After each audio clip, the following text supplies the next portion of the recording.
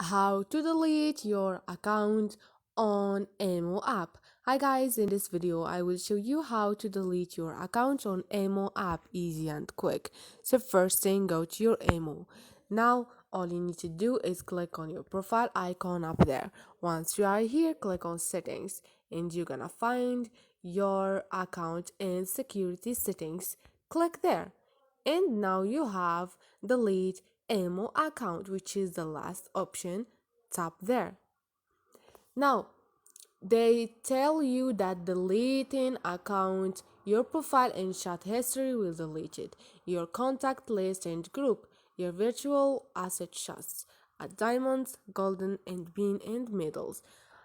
If you want to delete it anyway, just click on apply to delete. If you don't want this, click on log out to. If you log out, nothing is gonna happen to your profile and chat history and contact. This is it guys, hope this video was helpful for you. Don't forget to subscribe and like.